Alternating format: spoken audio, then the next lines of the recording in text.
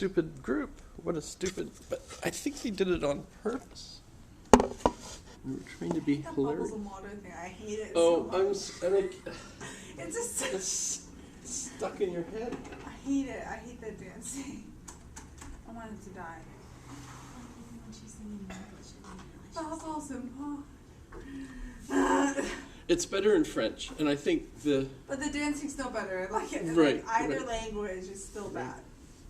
but she can actually dance. I mean, there's, Well, although maybe that came later, when she was a kid. Maybe that's the way she danced. But she was billed as the French answer to Britney Spears. nice. Did you do that?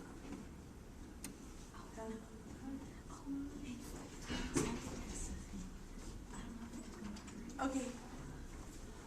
Don't. I was just. I'm gonna take my stuff out. Hey, this time I didn't go around the front. Wait a second.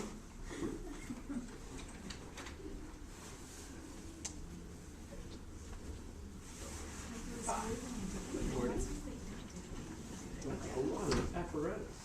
Yeah, just excuse Luke. He's here. He's not accepted, but he's here. Is anybody truly acceptable? No.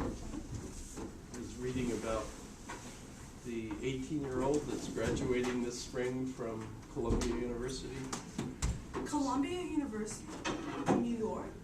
Yes, Columbia. Ah! 18 years old. 18 years old. Sorry. She drove her motorcycle to New York City when she was 16. Wait, why is she what? Who? She graduated. Read Charles Wolford's article this morning in the paper. Well, wait. She's an Anchorage person. I mean, she's from Girdwood, actually. But Is she graduating from Columbia? Yes, How long did it take her to grad? 3 years. But she drove in. So So she did she her drive like 16th year, 17th, 8th, and now she's 18 and she's graduated from Columbia? university. Did she just show up there? Did she just show up? Like, I want to join this. Oh.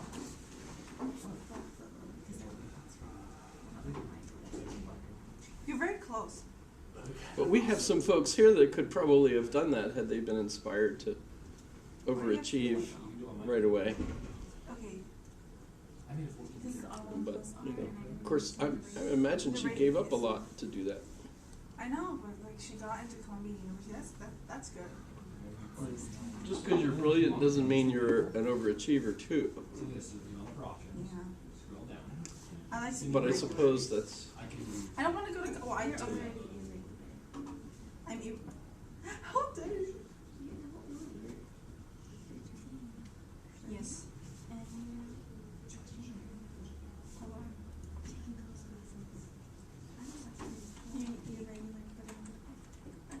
No, I'm just kidding. I'm offended. So you take the log 2, and then it's the log 1 plus r equals 50, because this is how long it takes. So this equals t. So what you're going to do for the first part of the question is find the So, rate. there she is. There's her figure. Zoe Denner. Anybody know her? Zoe Denner? Who is that? So you substitute. No. She rode her motorcycle to New York at age 16 after having finished her high school requirements in Anchorage a year earlier. What's that mean? Yeah, A year? 50 is t. She waited And a then you whole find the year? rate, because the rate won't change. The rate is like a constant sort of, so you're going to find it. Well, you saw, you multiply So she's it. graduating from Columbia. Multiply to get this from the denominators, and then you times it. She says going to college so young was hard, but that being said, I'm not sure there were that many options for me. It's because she didn't have the Alaska Middle College School at the time. What do you think?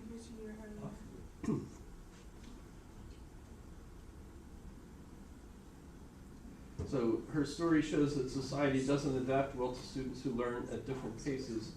No one knows where Zoe's drive came from, etc. that's, okay. But I know some of you, your drive has come from your parents, so. Going to college so young was so hard. But the trouble started in first grade in Girdwood. She was devouring Harry Potter and other big chapter books and wanted to do multiplication at an age when most kids are learning to read and count.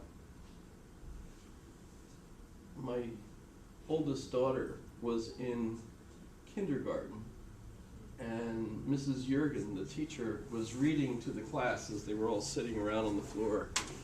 And she made a mistake, and my daughter corrected her. It was in kindergarten. Yeah. So that was kind of cool. She read Roots when she was 11.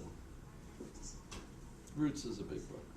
Roots. Alex Haley, Roots. Was his big. His first book was the biography of Malcolm X.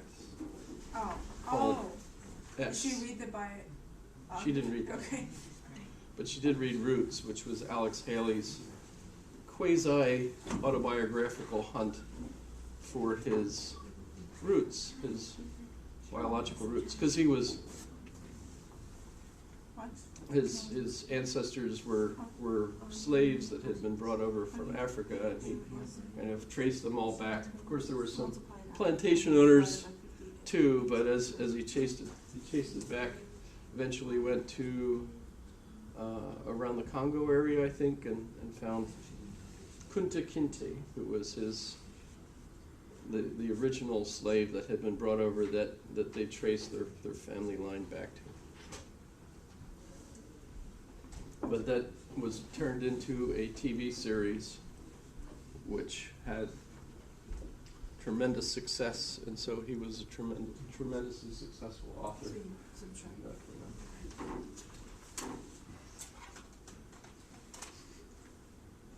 So Zoe, she was in the early honors program at Alaska Pacific. I wonder what year that was. No, that was after I was there. I know someone who goes through Rogers. Oh, well.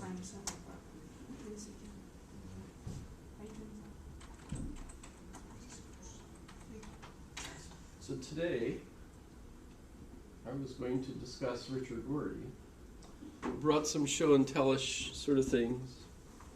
If you're interested in passing them around, these are just a few of the things I have. I was looking all over my garage and my bookshelves trying to find the various books. I guess he's got about 15. Anybody feel like looking at these? Yes.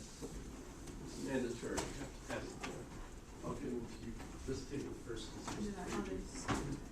What?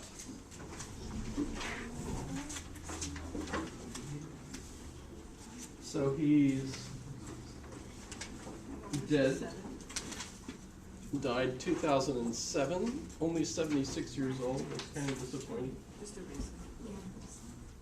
Because I like to think that if you spend enough time sitting and reading, instead of using up all your energy jogging and walking the dog, that you will live longer. I'm assuming we have a certain amount of energy, kind of like a battery, right? So if you run that battery, it's dead. But if you just kind of tick along very slowly, you can last a lot longer, which I don't know if that's a real good equation. But plus, it's also pretty clear genetics has something to do with longevity, plus the environment. I mean, you can't forget smoking, obviously, deteriorates people early, etc. But as far as I know, he didn't smoke. I've never seen him with a cigar or anything like that. Like like C.S. Lewis smoked all the time, died when he was 65. So I should pass him this year. That's kind of cool.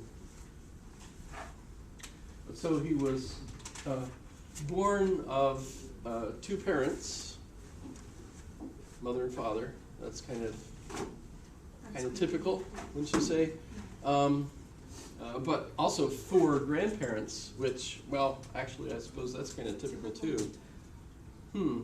but he claims that all 6 of them were liberals.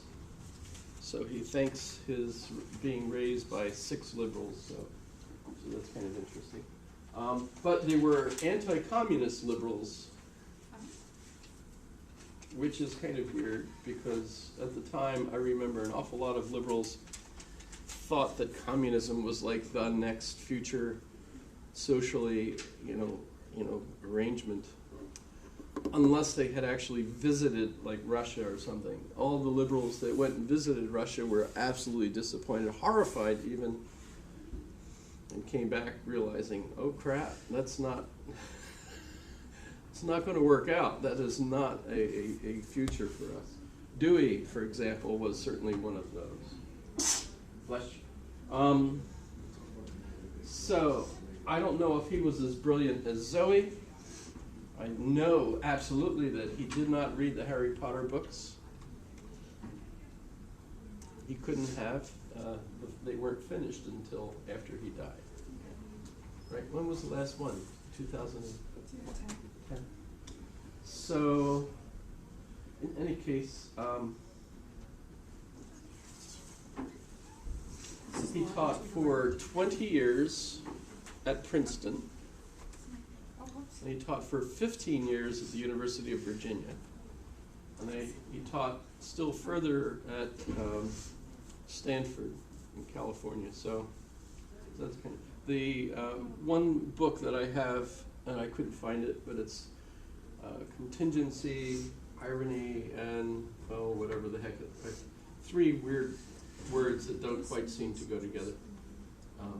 In any case, the cover picture of that has him sitting in his flower garden in Virginia at the time.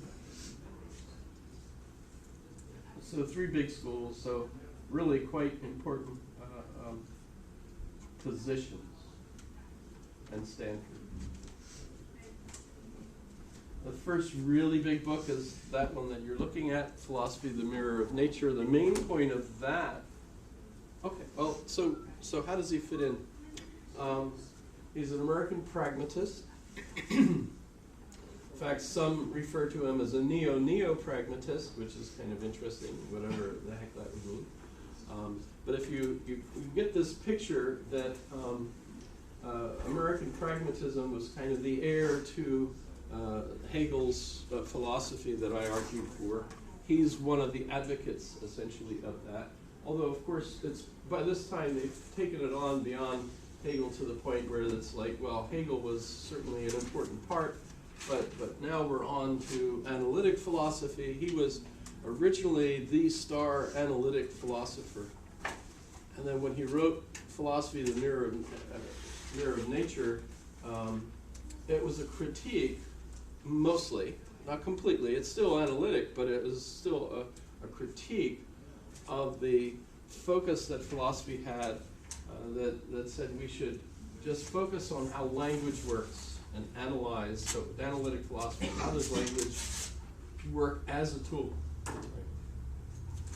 But he moved away from that as a critique of that that's not the only tool, and philosophy's job is not simply to try to fix that mirror, make sure that it's reflecting reality as well as possible so that our knowledge improves, because that itself is a particular theoretical position that began with Descartes, the idea of the self that we talked about, right? That I have this unique internal self, and so on.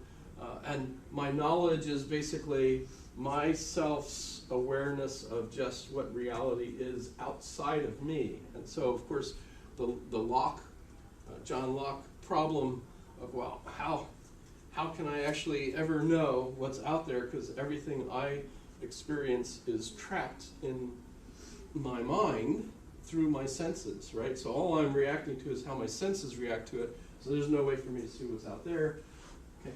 All of that can be viewed as a theoretical model that creates the illusion that that's how we are, that we're stuck that way. But what if you say that was just a model, and that's not even the only model, there's lots of other models, how we could be. So philosophy's job is essentially to establish this background so that you can understand why it is that you frame the problems that you frame the way you do. But that there are multiple ways of framing those problems, not just the way that the analytic model did. So, this is the book. There's the picture. So in fact, it seems to me there was a lot more color in the picture when you see it on the cover of the book. Contingency, irony, and solidarity. And he talks about being a liberal ironist. And that's the liberal who has good intentions, for helping everybody, and uses Judith Sklar is another author, a feminist, who has a line that says, harming other people is the worst thing we do. And so he loves that line. That line is like one of his model lines, do not harm other people. But how do you figure that? So if I go to Walmart and I buy cheap clothes, in a sense, I'm harming the people at Lee's Jeans or wherever that are making clothes in America and charging more for it because they're unionized and have higher wages and so on. Instead, I'm buying clothes that were made in China for cheap and polluting the water, polluting their air, and in a way harming the Chinese people and harming the Americans who I could have bought the jeans from, but it would have cost me more, etc. Probably been better quality jeans and so on. But if you think about it, how can you avoid harming? You have to buy clothing. I would harm more people if I showed up without clothes. Just think how, damage for life, right? Everyone would say, and rightly so. But despite the fact that we all look remarkably alike, right? Sorry, but you get the idea, right? How do you avoid harming other people? Really interesting question. And so when I put my map, my little, sorry about that. I put my little map up on the board. So, certainty, uncertainty, the we, the I, etc. I put Rorty down here. He's my icon of the liberal that is totally uncertain about things, because you're not even using philosophy to describe how the world really is, because in a sense there is no way that the world actually is. It's framed by us in a multiplicity of ways, and we can frame it in other ways. So in a sense he's a relativist, but not so extreme that there is no moral sense, right?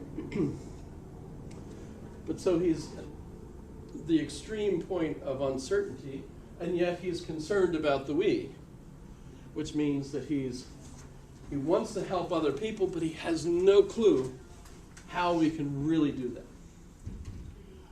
Because it seems like all of our best intentions, we end up making things worse instead of better. Communist government was like the cat's meow government for liberals back in maybe the 30s. But guess what? Any that got out to see what things looked like over there were absolutely horrified. So clearly, that's not it. Yet at the same time, when you look at the United States and you think, well, we're doing a lot of really wonderful things, but an awful lot of people are being harmed here too, you just become really confused about what the right thing to do is. Even watching the legislature in session down in Juneau, and they're arguing over, well, should we, use the permanent fund to pay for capital, projects and things? Well, if we don't have the capital projects, all these businesses will collapse in Alaska. But everyone's, but none of those capital projects are even going to pencil out. None of them are even practical. We shouldn't do that. But that means, well, we're basically putting all these people out of work. It's the main job, of the state, fund in order to keep people at work, at least for another 2 or 3 years. And then we run out of money, but how's that going to work? How far down the pike are we supposed to be thinking, et cetera? So it's easy to watch all the arguments that they're having and saying they all have good intentions, but no one understands exactly how we can fix things so that as many people as possible will be happy. Right? Wonderful sentiments, but we just don't understand the problems sufficiently well enough to fix it. We might even say, well, the reason for that is a lot of the people that have been elected are not really the most brilliant people available. And when we wonder, why on earth do we continue to elect such folks, the answer seems to be, well, all the more brilliant people have been scared off because we torture those people so much by the way politics works, right? So basically none of the really good people that we'd actually be comfortable having in office want to run for office because they're just beat up so bad by everyone. This weekend I read a book by Swaim called The Speechwriter.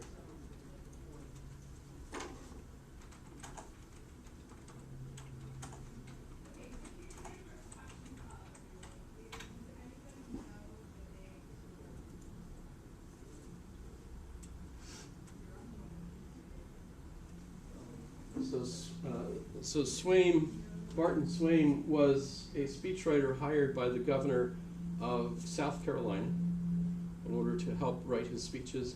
He was hired because he was a good writer. College graduate, was a good writer, right? Wrote some articles and so on. His writing was a good style, so he was interviewed. You are a good writer, okay, join us. Okay, so he comes into the office, and starts writing. And he's horrified because it turns out that they don't want good writing, actually. They want you to learn the voice of the governor and sound like the governor. And the governor doesn't speak with good writing. He speaks like, aimed at the lowest level of his audience, right? So what you have to do is adapt your writing to really horrible writing, but make lots and lots of those speeches. So he eventually ended up collecting a series of words and phrases that the governor loved to use. It was almost like, remember the postmodern generator where you have an algorithm and a database, you just run these words and phrases through the database and voila, you have a postmodern article. Well, that's precisely what he ended up having to do, except that the database that he was using to run through the algorithm was this really low-level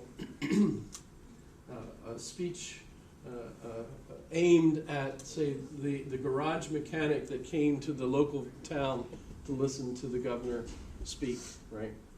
That's who his audience was. That's who voted for him, right, etc. So it was very frustrating because on the one hand, he wanted to write brilliant speeches, but on the other hand, you couldn't actually do that. What you had to do is write horrible stuff. Because that's what it took to be a successful politician. If you spoke absolutely beautifully, they wouldn't vote for you. They wouldn't trust you. Nobody elects an intellectual. We mistrust them, right? So, there's a tradition associated with that, right? So you can't sound like you're brilliant, and everyone, oh, I love that guy, they're so brilliant. No, you have to sound like one of them. George Bush did the same thing, if you ever saw the movie W, and the one bar scene where his friend asked him, how come you talk like that? Because you didn't talk like that at Yale. He said, well, I learned I never wanted to be out Texaned again, basically, right? You got to sound like you're from Texas. Otherwise, the people in Texas won't vote for you. Right? You get the idea. So you have to put on an act that makes you seem like you're one of them. Otherwise, they won't vote for you. So, politics in the U.S., our goals are good, but at the same time, the very structure of how we do things seems to limit our success. So, for Rorty, the contingency of this book comes from how everything from the Hegelian perspective on talks about evolution. So our ideas evolve, our government evolves, our language evolves, so everything is basically contingent on this future evolutionary process of science, language, art, right? I mean, you know, this is really horrible, but I'm going to have to do this to you.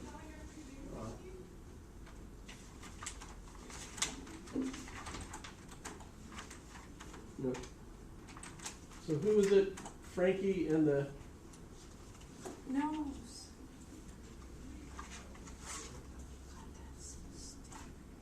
Is this the one with the dance?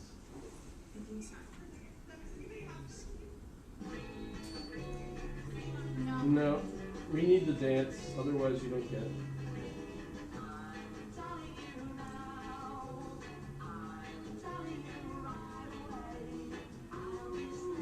Is it like a music video? Yes. Then you can just type in "I'm telling you now" music video. Oh, I think it's right here. Is this it?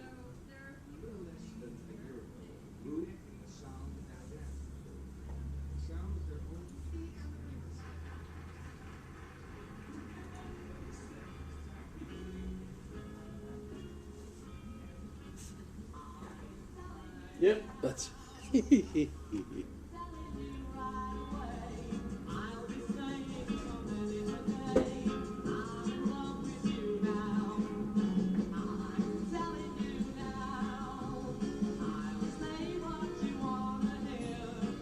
obviously music videos have evolved.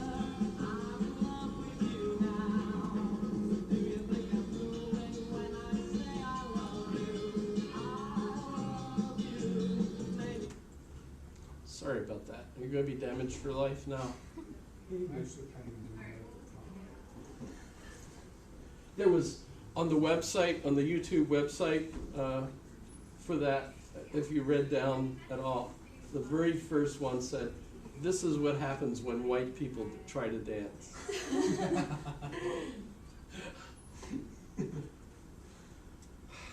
So contingency. So part of the problem we have is contingency. Things evolve. Are you playing a... Did you Shazam that just to make sure you have it so you can compare it to other people?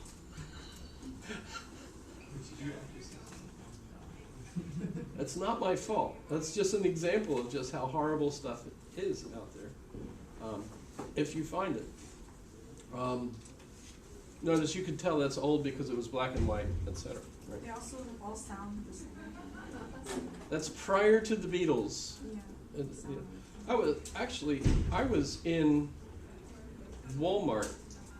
Is that okay to be in Walmart? No. I was in Walmart last night Yeah, getting steps. I was up to like 5,000 something, on my steps, right? Nice. And they were playing some radio station, and that's where I heard that song. And I was trying to think, who the heck was that? I was thinking the Monkees. Are you familiar with the Monkees? No. Right, the Monkees. Do They're they dance like that?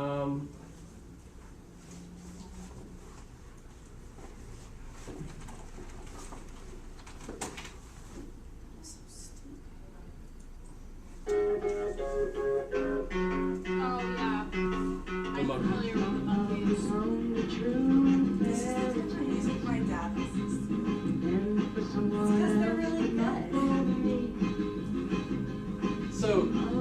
So here we are in the Walmart last night, like walking around shopping. Well, I'm not shopping, I'm just walking. My daughter was the one shopping. And she was looking for like the new flavored M&Ms Like literally gets and stuff, weird stuff. Yeah. But they were playing this stuff on the radio, and So they played the Freddie and the Dreamers one, I'm telling you now.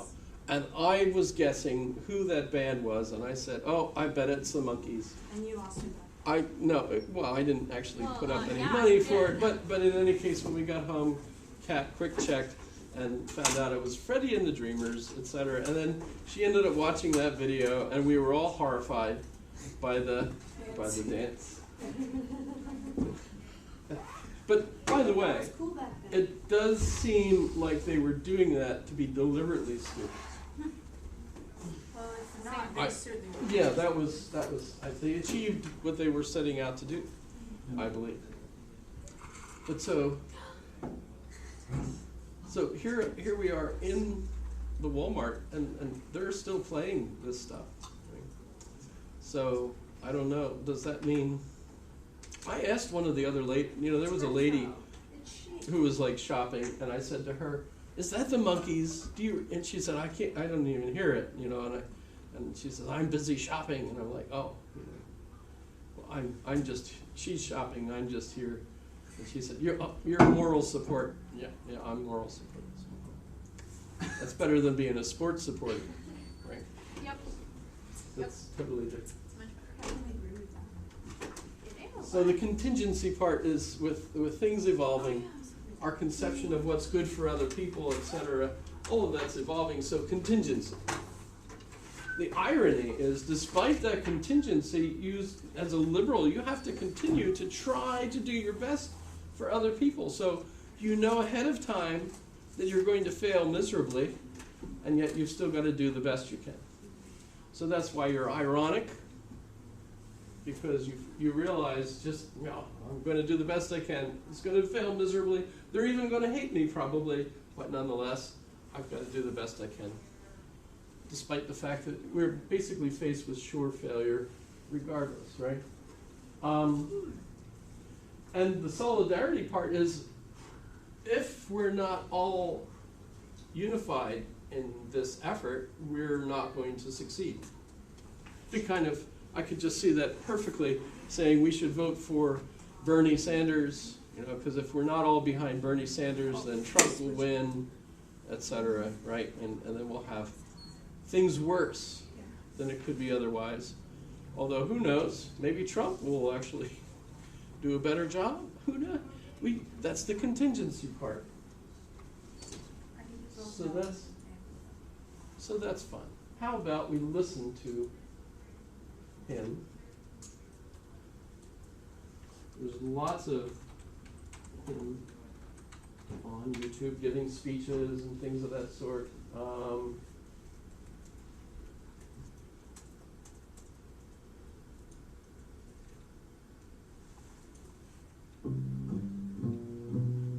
And this is a good one. My uncle and aunt, who taught at the University of Wisconsin, were friendly with Max Otto, who was a disciple of Dewey's, and who tried to write a sort of practical version of pragmatism, bringing pragmatism more closely in touch with public life. I read Otto at the time that I met him, but I don't remember his works very well now. The only other philosophy professor whom I was in touch with in my teens was Sidney Hook, who was a friend of my parents. So, as it happened, the only philosophy professors I met when young were disciples of Dewey. At an early age, I knew there was such a thing as pragmatism, but as soon as I got to Chicago, I was told that it was a bad thing, because people like Robert Maynard Hutchins, who was chancellor of the university, and Mortimer Adler, who was an influential figure on the Chicago scene, were inclined to say that Dewey was a relativist and that we needed moral absolutes.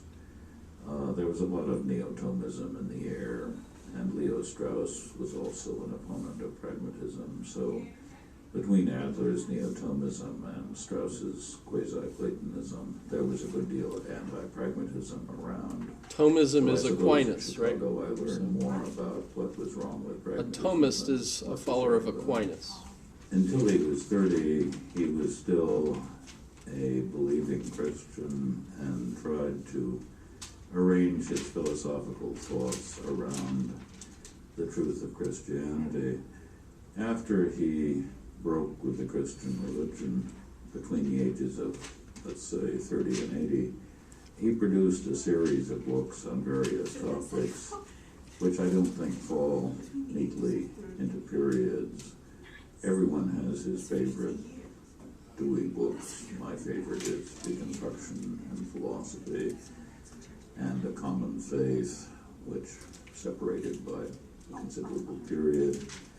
Other people like Experience in Nature. I don't.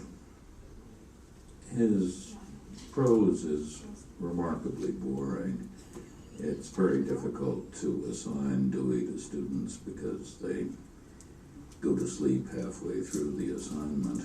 He wasn't exactly a bad writer, and there are occasionally some vivid phrases and some quotable bits, but compared either to James or Royce, he's a bore. I think that if you ask about the influence of Hegel in the period after Darwin, there are various figures who tried to put Hegel and Darwin together, and of these, Dewey was perhaps the most successful.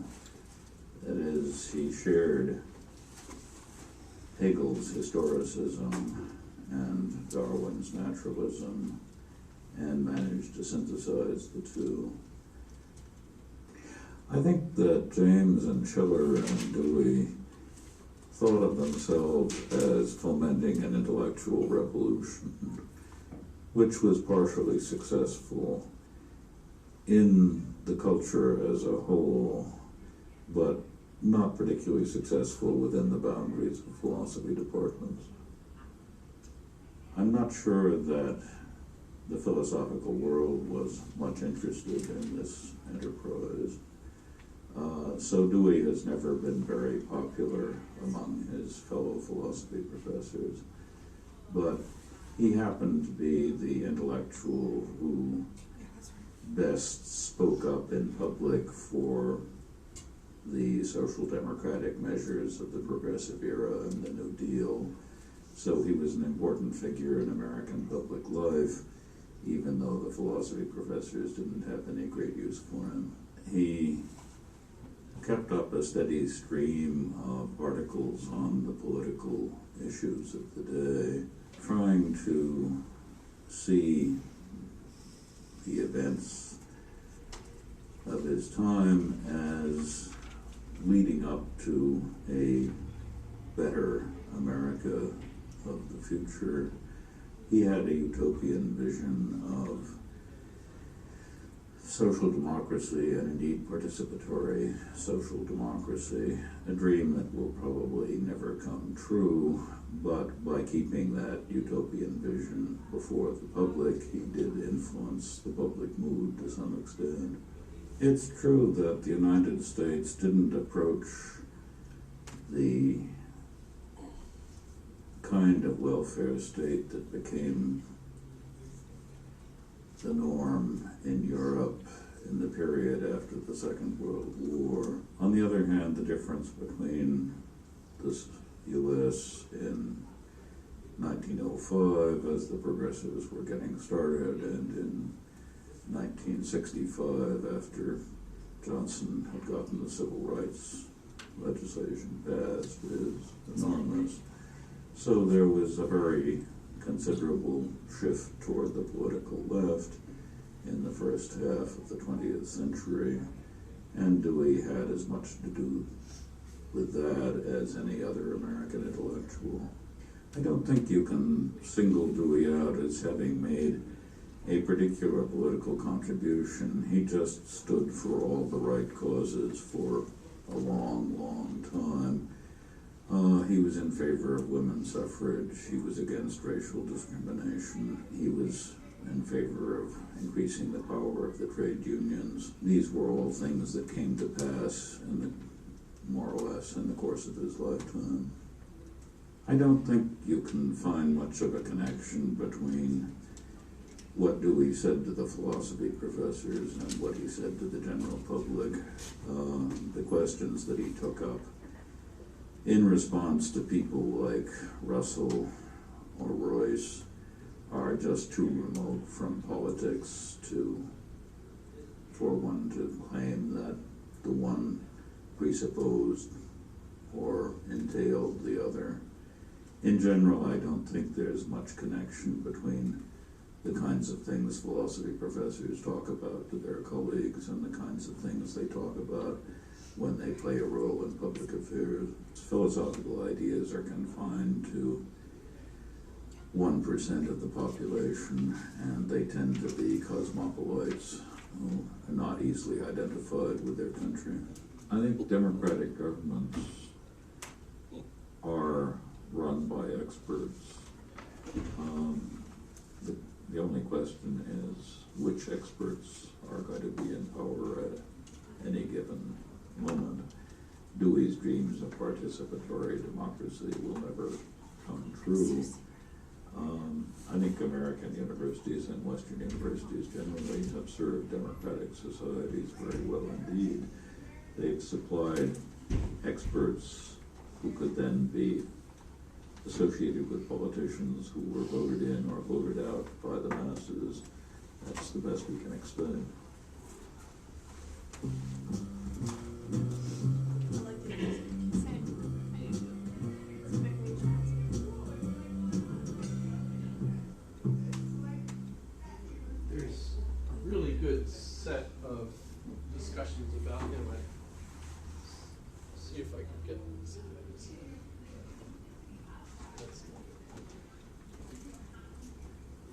One? Yeah. Science and religion are often said to be irreconcilable. The principal argument. You want to listen to a little more of him, or should I move on to someone else? Responsible both to believe in the existence of a benevolent and omnipotent creator of the universe and to accept the results. You didn't use of the science. fricative. I'm dubious about this notion of intellectual You responsibility. said whatever. I think You that didn't say William James whatever. and John Dewey showed us that That. idea is less useful than it may seem. So in this talk, I'll be trying to restate some of James's and Dewey's arguments on the topic. To make the issue I want to discuss a bit more concrete, I ask you to consider an evolutionary biologist who is also a religious believer. Yes. Call this imaginary person Professor Ryan. Okay, so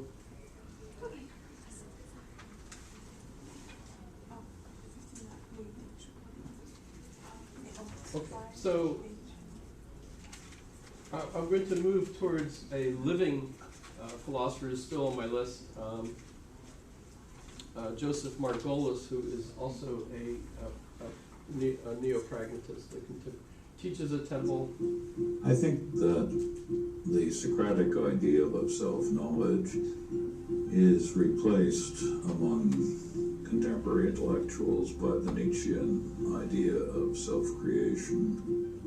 The life of the intellectual is not a matter of finding out what has been inside himself or herself all the time. It's a matter of becoming someone new.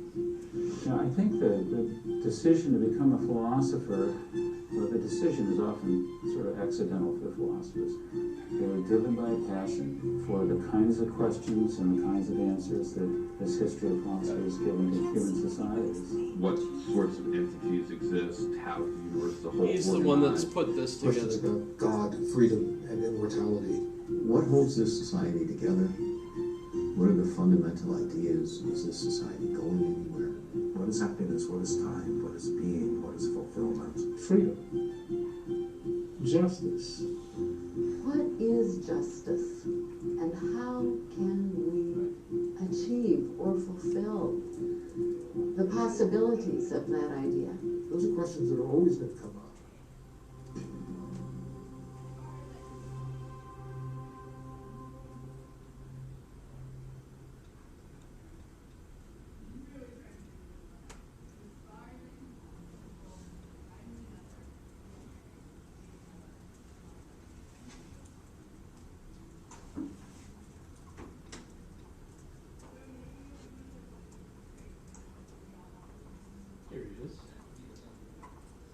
There were So founders. the picture was Margolis. I don't know if we're going to see Charles it. Sanders Peirce and William James.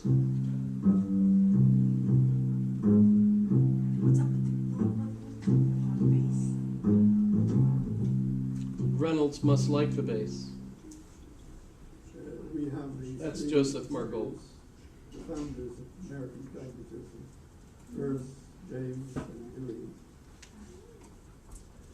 who, as far as I can make out, by and large, had no use for one another. A philosophical tradition, much like any other human tradition, is an extended family quarrel. Now, who most properly or effectively represents the legacies, the familial legacies, is a matter of an ongoing debate. Most of the significant philosophers know each other. They have personal relations. James is a good friend of Peirce. Dewey goes to Johns Hopkins. He studied when Peirce was there, although he wasn't very much influenced. Mead is a close associate of it. So there's a great deal of personal relations among the figures that are prominent figures. There are people who claim that Peirce founded pragmatism, and that Peirce's seminal articles are the ones that gave pragmatism a bump. And that Peirce was the person who trained James as best James could be trained, and the person who taught logic to Royce, and the person who did actually teach Dewey and so on. So he was the one, and his position should be then Peirce as the founder of pragmatism, with James and Dewey as his main first-generation students, and then everybody else. But historically, it makes no sense at all. You know, Peirce says of James, or he thinks it because James was his benefactor, he couldn't very well say too much against him. James had, it seems to be, an exceptionally generous spirit. He was always bringing in wretched people and trying to help them. He sent money to Peirce. He backed up people like Shedworth Hodgson and Benjamin Blood, obscure figures whom he did his best to bring to public attention and make prominent. When the United States invaded the Philippines, he burst with outrage and made speech after speech about McKinley's betrayal of the country's ideals. He was always responsive to the needs of people in trouble, whether it was the Filipinos who were being massacred by the American army, or some poor, wretched amateur philosopher whose ideas needed to be brought forward before the public. This guy is spoiling the whole line of thought which I was trying to organize, which I gave only an inkling when I published these first papers on the fixation of belief, for example. That kind of thing. About 5 or 6 papers, I believe, that he had planned to publish all at more or less the same time.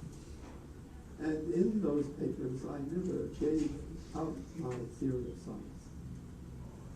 And that's why I didn't talk about truth. That's really what he's conveying. I was only talking about the fixation of belief and the meaning of meaning. This fool, James, he is a fool. Talking as if he's Charles Peirce talking about James. When he puts his hand to defining truth, he makes such a mess of it that nobody in his right mind would ever defend it. Not only is that true, but of course that opportunist over there in England, Bertrand Russell, got on his horse and savaged James for his definition. James was so upset by this that he worked his tail off to correct the mistakes, and he never quite carried it off.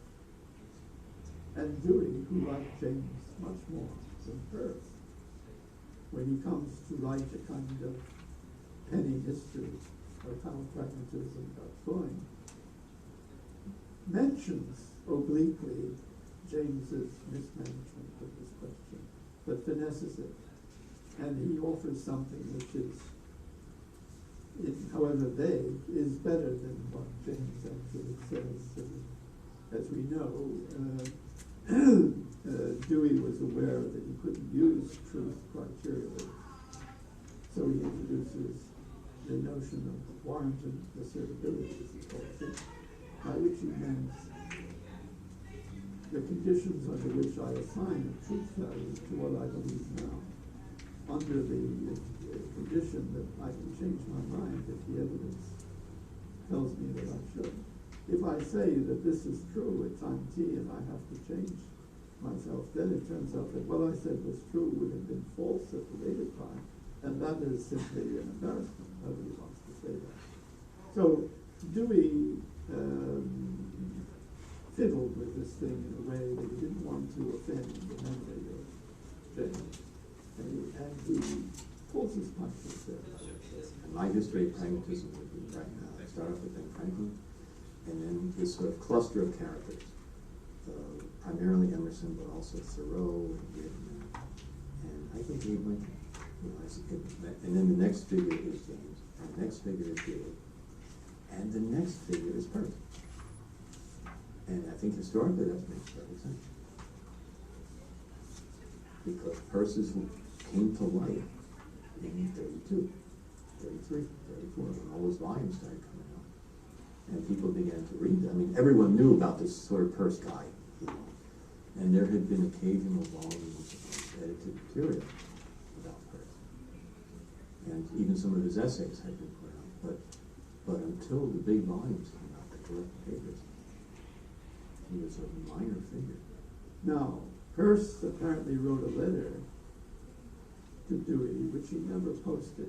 As Charles Peirce, the founder of American Pragmatism, used to say, no philosopher in his right mind ever tells the whole truth. He never tells everything that he or she believes because it's going to come back to haunt you. There are cultural constraints. In which I don't think that's true. It's been cited. I haven't seen it, but I've seen the Depends on your audience. And it says, in effect, If you trust your audience, you can tell them what you I think. read, look, John Dewey, I read some of your logical essays. By the way, you know that Dewey sat in the class of Peirce's at Johns Hopkins University. Never seemed to take, but nevertheless. He says to Dewey, I'm not sure you understand what negation is. When you characterize it in your early papers, you talk about some of these logical issues. I would swear that you don't know one end from the other. Okay? He never sent him that letter.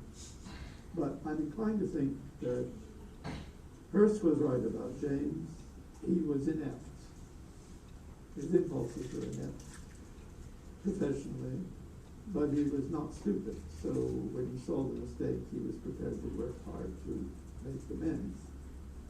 And in fact, his theories had immense influence in America.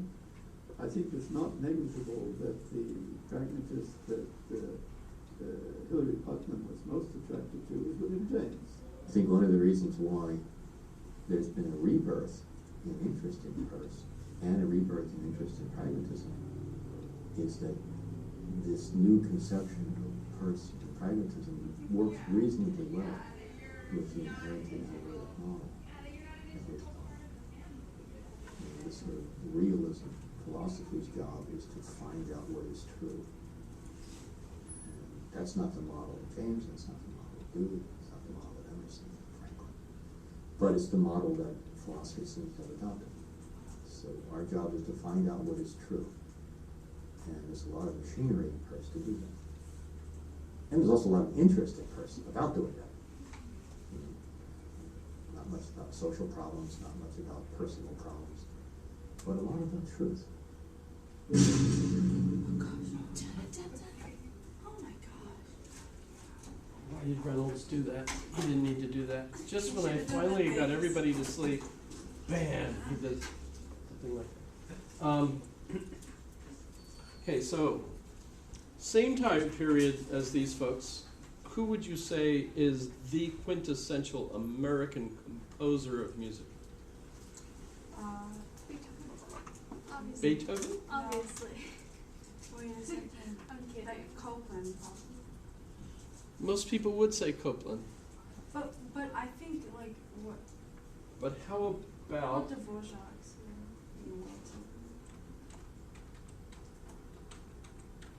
you've heard of Samuel Barber? Oh yeah, the bar.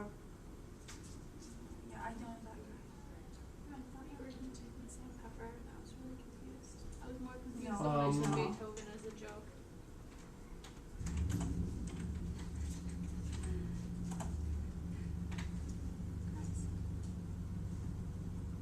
So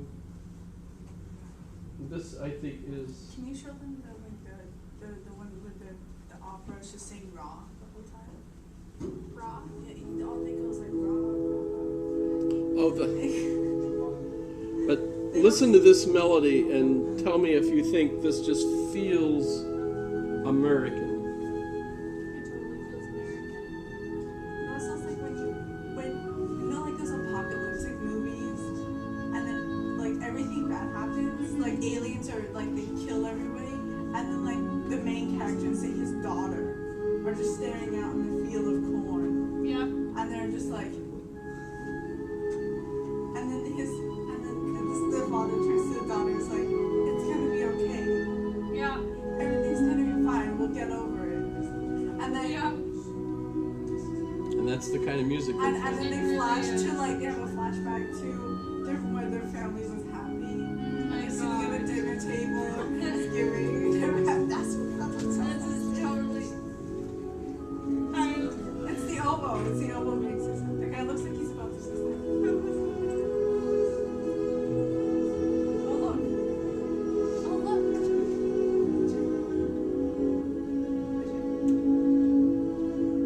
I'm full of bad jokes. I just wanted to make the joke that that's what you play. Then I'm like, what is wrong with my terrible jokes? I like the clarinet. I like the clarinet a lot. I also had to sit in the Verdi. I had to sit next to the piccolo. Worst day of my life.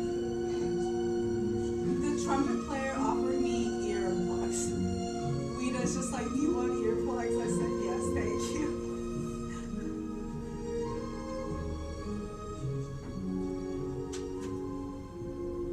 okay, wait till the violin solo though.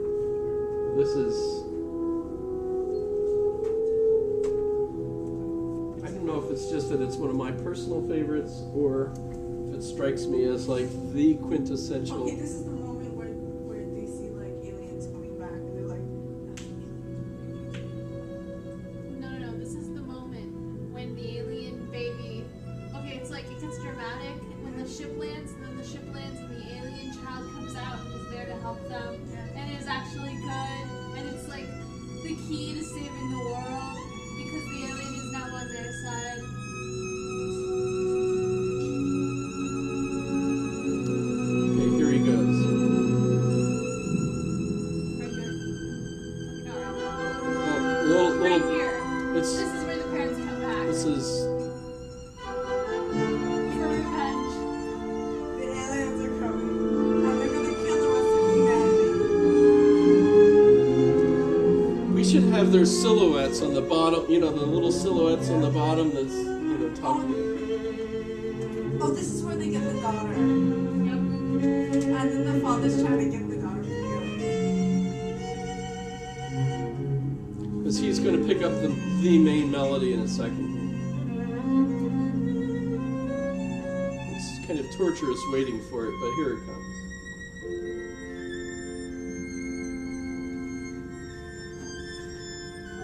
Torturous? Yes. Almost. This is still torture because he's stretching out the. I'm not quite ready to do the melody yet. He's that really tall violinist too. Oh. So, hey. Actually, Hillary Hahn's really short. A lot of them are.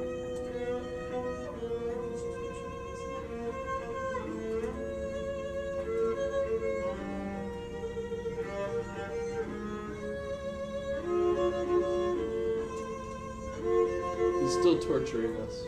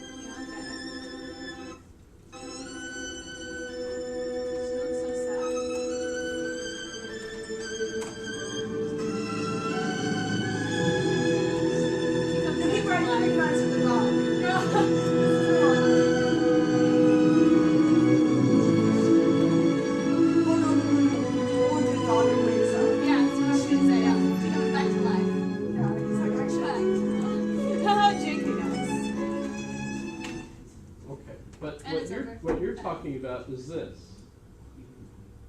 I couldn't believe how authentic he got everything to sound. And I said, John, where did it come from? And he said, well, I had some practice with Fiddler on the Roof and so on, and everything just a victim of that history. This is when you're. This is sad. No.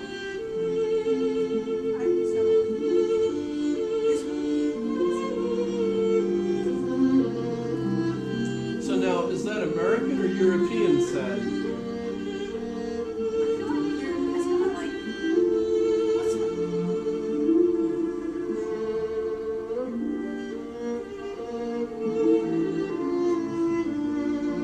It sounds like Samuel Barber to me. Well, it sounds like European because it takes Schindler's List. But Schindler's List is, of course, a European tragedy. Yeah, exactly. That's what it is. And we associate that music with it. But when we think of Madame Butterfly,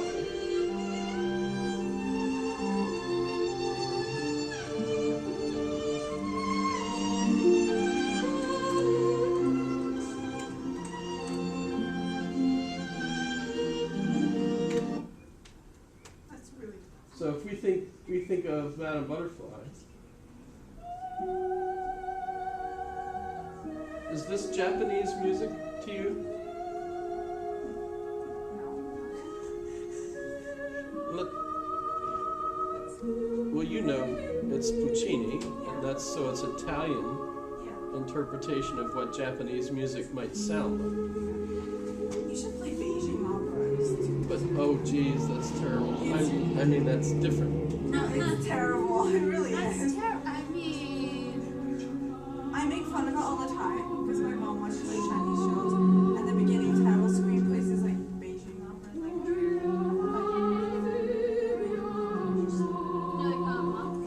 So do you think of that sound as Japanese music? No. Anybody? Well, play Japanese music. Compare.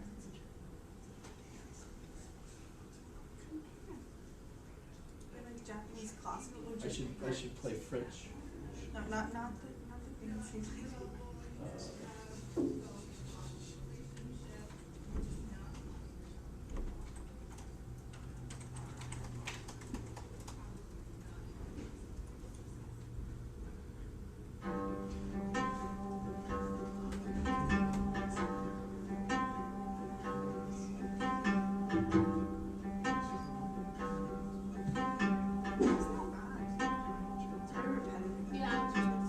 So is this Japanese music? It says it is. Sounds like it. Sounds like Eastern descent. it sounds like a ritual. So see, what I'm thinking about here is what we're talking about, the philosophy of a particular period. This doesn't sound Japanese to me. Look at what the culture does along with that philosophy, right? So if I'm thinking of, say, Nietzsche. Dude, this goes loud. Sandstorm, European or American?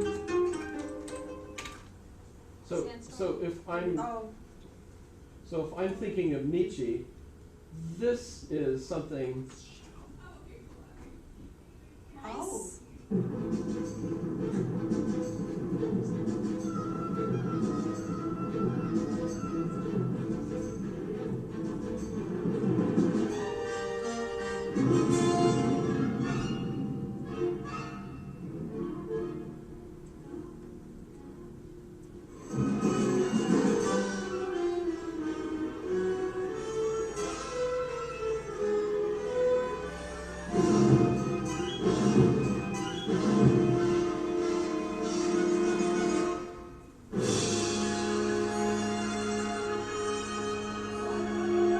She sings a love duet with the severed head of John the Baptist.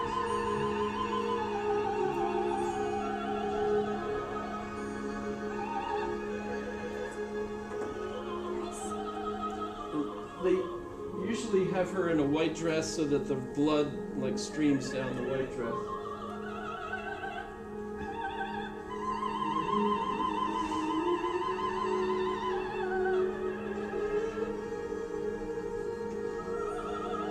familiar with Strauss's Salome?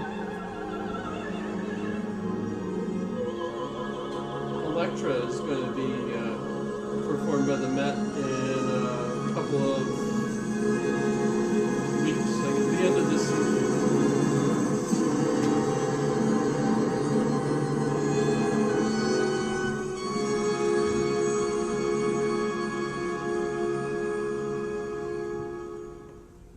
So, when I This think of UCSD TV program is a presentation of University of California Television.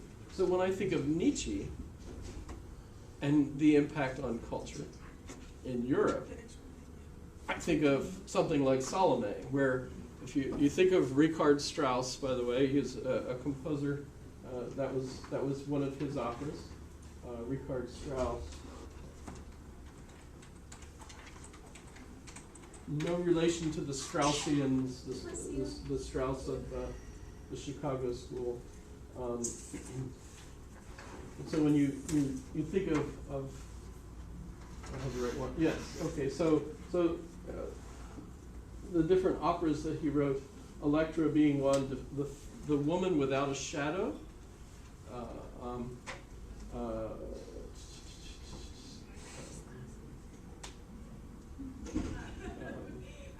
Doesn't list all of them there. Salome is there. He also has Ariadne.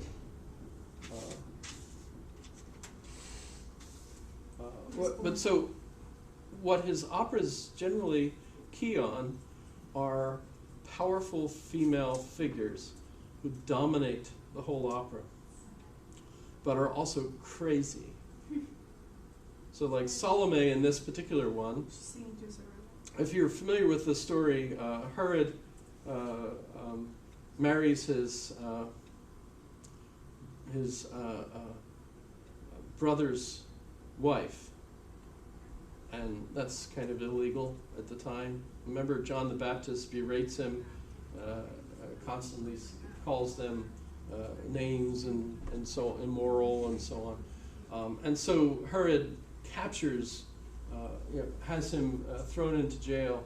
And so John is stuck in this basement cell in the palace, and he keeps, in the opera, of course, he's singing, but in the story, he was constantly yelling, all the sins of the family, etc. And so Herod eventually is forced by his wife to kill him because she hates him, right? But in Strauss's interpretation, it's Salome, the daughter of Herodias, that wants John to love her. And John absolutely is horrified by her because she's sin, right? She represents sin, everything that's wrong, right? So she ends up doing a dance for Herod where he's promised to give her whatever she wants in reward for the dance, right? And so she does the dance, and when she asks for her reward, what she asks for is the head of John the Baptist. And so Herod actually goes crazy over this, but he does fulfill his promise and gives her the head of John the Baptist. So they decapitate John and give her the head on a silver platter. And of course, in the opera, then she grabs this bloody severed head and literally has a love duet with it and kisses it and everything, and ends up, of course, totally covered in blood, etc. So it's a study of a crazy but powerful woman, right? All of those operas strike me as exactly the same thing. The Woman Without a Shadow, literally, she doesn't want to have children. That's the metaphor, the woman without a shadow. When you have a shadow, then you're going to have children. But so she doesn't want to have children. But at the very end, they actually persuade her to have children, etc. And it's like a chorus of children all start singing gleefully, yay, we're going to live, etc. But so Richard Strauss's operas reflect the cultural current, the interest, which if you think about it, is Freud. And what's Freud doing? He's primarily psychoanalyzing women who are basically crazy, trying to figure out what's wrong with them, etc. Right? And a lot of it is their own frustrated sexual interests, right? According to Freud, right? That's his solution to every one of them. Lady, Anna, oh shoot, what's the, did I show you this? I don't think I did. When Nietzsche, it's a movie called When Nietzsche Wept. And are you responsible for our patient's despair? He believes I am. Where is God gone? I shall tell you. God is dead. We all have killed him. You. That's Nietzsche. And I. God will burn you in hell! After the death of Buddha, his shadow was shown for centuries in caves. A gruesome, gruesome shadow. God will punish you as Satan! Given the way of people, there will be caves, thank you, for thousands of years in which God's shadow will still be shown. Vanquish the shadow within yourself! Friedrich Nietzsche Salome, brilliant poet from Russia. Fascinating lecture to fall on so few ears. Why are people so afraid of you, Professor? Oh, truth is a fearsome thing. Why do you say God is dead, and not that he never existed? What do you think? And God is ceased to be a reckoning force in people's lives. An interesting interpretation. But if God is dead, then everything is permitted. No morals, no rules. Without God, who will organize our society? What is the solution to your godless proposition? From what stars have we dropped down to each other here? Have it is in. I was immediately attracted to him, seduced by his intellect. We could say so much to each other with half sentences. Pardon? Is it not Mere his mustache? gestures. He became obsessed, proposing marriage after our first meeting. I was attracted to him, but not romantically. I wanted to learn, not to submit. My refusal turned his love into hatred. He wrote me these crazed, insulting letters. Then he wrote a book. So this movie is based on a book by Irvin Yalom, who's a contemporary psychiatrist. He's retired, but he was a very important psychiatrist. His specialty was existential psychoanalysis, and he's written lots of textbooks for psychoanalytic theory on in this country that I guess people use. But this book is a novel about Nietzsche interacting with Breuer, who was one of the founders of the talking cure, which became psychoanalysis. Ziggy, aka Sigmund Freud, is one of the younger characters in the plot and everything. So that's interesting if you're not familiar with it. And the whole movie is actually on the web. But it's a weird movie because it's basically about how psychoanalysis mutually helps both Breuer and Nietzsche. And there's some really odd dream sequences, etc. So that's kind of intriguing. Are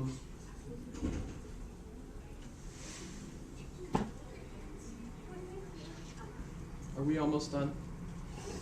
I need a quiz question, don't I? I didn't really do enough with Joseph Margolis. I should have done some more. Who do you think is an example of a pragmatist today? Is that a good question? Who would be a good example of a pragmatist today? And actually, what really would you say is the key ingredient in pragmatism? Belief that what we think of as truth is really a tool, and that those tools have to change as the problems that we're using the tools to address change, so that in a sense truth has to constantly adapt to our problems, right? So James coined it, and you heard a lot of the criticism of James's interpretation of Peirce, etc. But basically, James really established, he's the one that really lectured all over the country and established pragmatism as the American philosophy. And he basically argued that what works in practice is what we consider to be true. So it's immensely practical, and strikes me as so much what America is all about. So there's a culture that definitely is America, and pragmatism is the philosophy that goes with it. And still is. And so when you look at what's different between the United States and what's like Europe, we can certainly put on performances of Salome in this country, but most people are not interested in that. What most people are interested in this country is When is the turning point?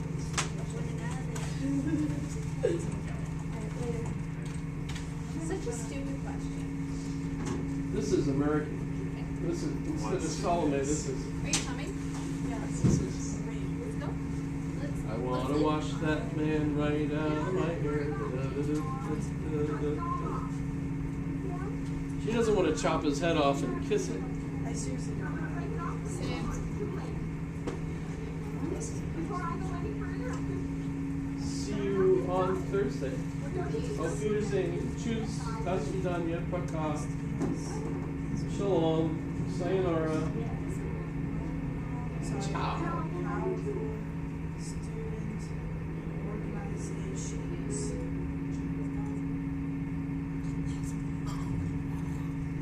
I have to take my daughter downtown and then come back, have Oh my class, gosh, I hate that and then song. go back to get what song? What it's called Downtown. Downtown, down where the lights are bright down. That one? It's by that guy that sang the Macklemore and Ryan Lewis. Oh yeah. The down. Yeah, I hate that song. Wait,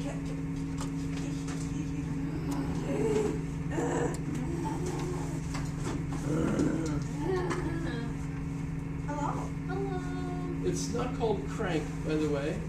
I kept wondering why I couldn't find it when I looked for it. It's instead called, What is it? Drugs? no, when the females use it, use that lower register like that. There's another name for it. Oh gosh, no, I can't remember what it is. You mean like when they sing? They also call it vocal fry. Yeah. You heard that? Yeah. Vocal fry. Vocal fries. Vocal fry. F-R-Y. What are you talking about when they do that like gurgly low sound when they're singing? Look up vocal fry. There's plenty of stuff. Lots of stuff about it. How to vocal It's not just fry? while you're singing. I think yeah. But no, I think I know the term because I was singing for my play once, and my singer person instructor wanted me to do that, and I was like, but I don't want to do that. See you. See you. Auf Wiedersehen. Tschüss. Do I have all my books back? Yes? Yes.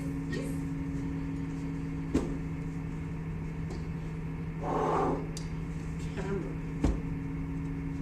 Almost forgot to turn this off. Did it work? Yes.